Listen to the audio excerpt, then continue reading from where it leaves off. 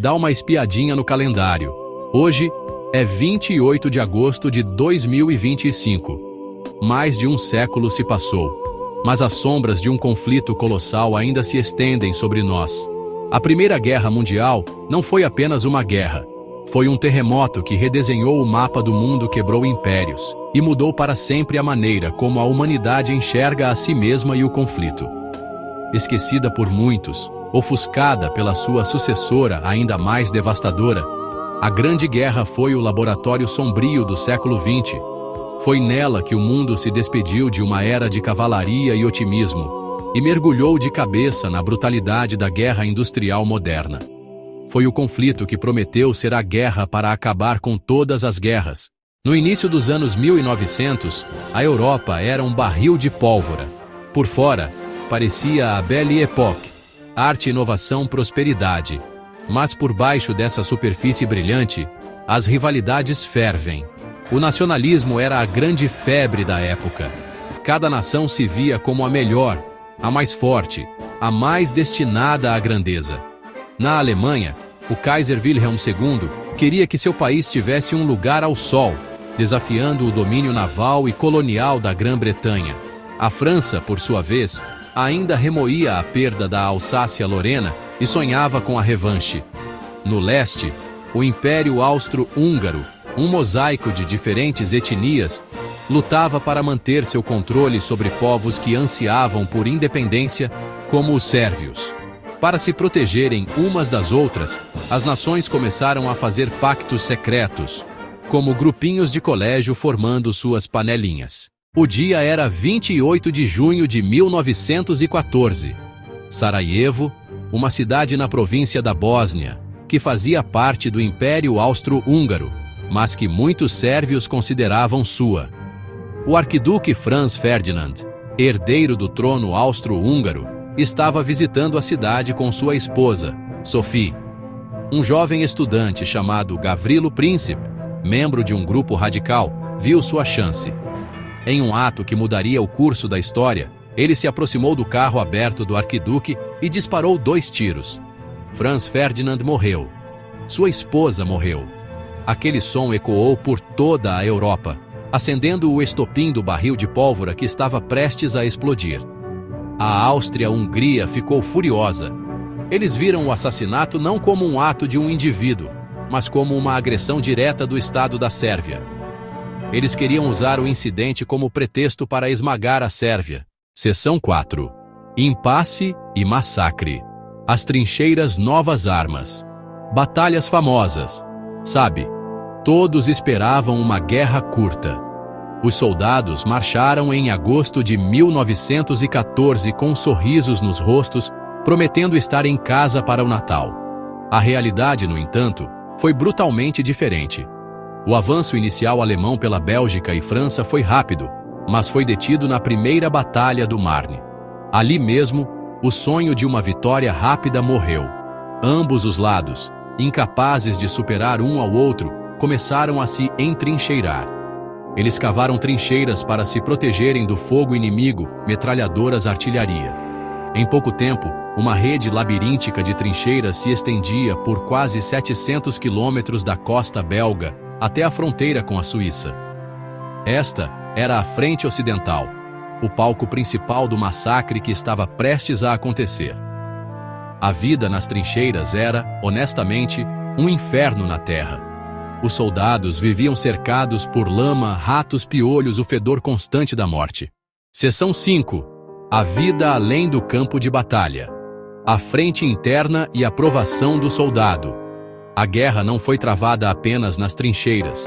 Ela alcançou lares, fábricas e as mentes de todos. Este foi o primeiro exemplo real de guerra total, onde toda a população e economia de uma nação foram mobilizadas para o esforço de guerra. Os governos assumiram um controle sem precedentes sobre a vida das pessoas. A comida foi racionada, com as famílias recebendo cupons para comprar apenas quantidades limitadas de açúcar, carne e pão. Com milhões de homens lutando na frente de batalha, as mulheres assumiram papéis que sempre foram considerados trabalho de homem. Milhares foram trabalhar em fábricas de munições, enfrentando condições perigosas e longas horas para manter os soldados abastecidos com armas. Elas trabalharam nos campos, dirigiram bondes, serviram como policiais e assumiram muitos outros trabalhos essenciais. Muitas também serviram mais perto da frente de batalha, como enfermeiras, cuidando dos feridos e moribundos em hospitais de campanha superlotados. Essa contribuição maciça das mulheres para o esforço de guerra foi um fator crucial para que conquistassem o direito ao voto em muitos países após o conflito. Seção 6. A virada do jogo. A América entra. A Rússia sai. Então, o ano de 1917 foi realmente o ponto de virada da guerra. A primeira foi a decisão da Alemanha de retomar a guerra submarina irrestrita. A Alemanha anunciou que seus U-boats afundariam qualquer navio que se aproximasse da Grã-Bretanha, incluindo os de países neutros como os Estados Unidos. A gota d'água foi o telegrama Zimmermann interceptado, uma mensagem secreta do ministro das Relações Exteriores alemão para o México, prometendo ajudar o México a reconquistar territórios perdidos como Texas, Novo México e Arizona. A revelação foi demais.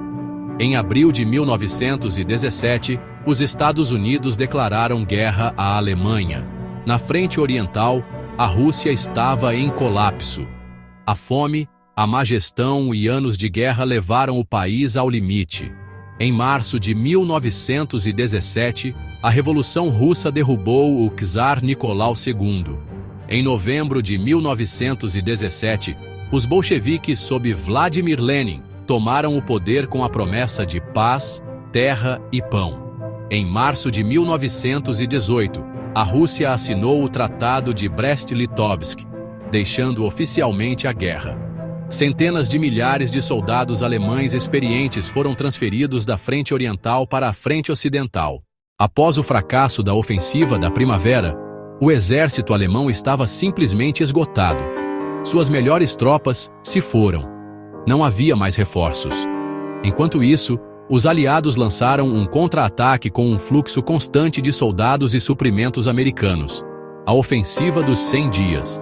Usando tanques, aviões e artilharia em avanços coordenados, eles começaram a empurrar os alemães para trás.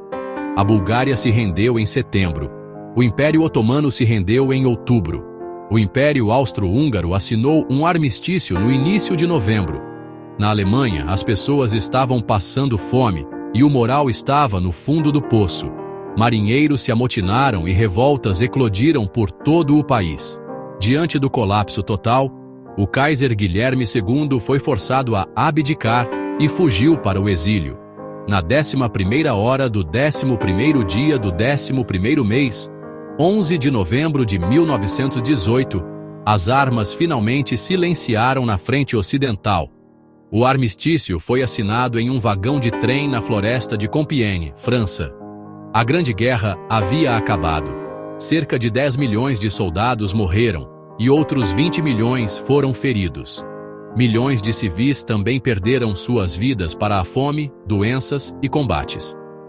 Em 1919, os líderes se reuniram em Paris para decidir os termos da paz. O resultado foi o Tratado de Versalhes. O tratado forçou a Alemanha a aceitar total culpa pela guerra e a pagar reparações massivas.